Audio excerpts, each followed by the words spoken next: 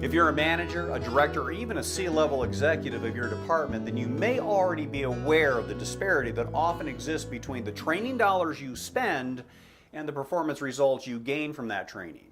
Don't get me wrong, training is a good thing and it's necessary for acquiring the skills needed to meet the performance levels you set. The problem is getting the training to stick after the training session is over. So how do we ensure that the skills that were acquired through training actually develop into the competencies needed to perform the job? Well, that happens only through performance coaching conducted after the training is done. Now, there are two conditions for a coaching session to take place. First of all, you must have personally observed the behavior, the skills, or the performance level you plan to coach. But second, you must also ensure that the person being coached has already been trained in the skills or behaviors you plan to coach. Also keep in mind there is a difference between lagging coaching and leading coaching. Lagging coaching is corrective in nature and it's useful for changing behaviors and clarifying expectations. But leading coaching is developmental, and if you're doing that along the way, then you may find your need for corrective coaching diminishes greatly.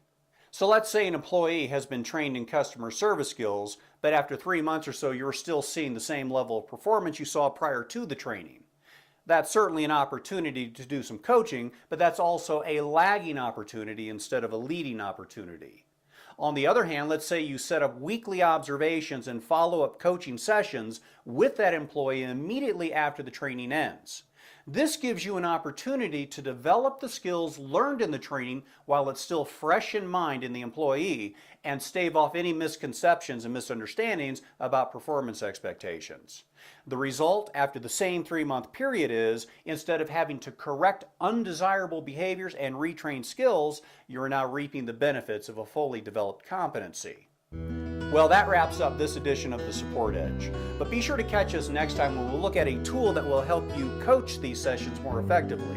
Until then, be sure all your training and development is performance-driven and outcomes-based.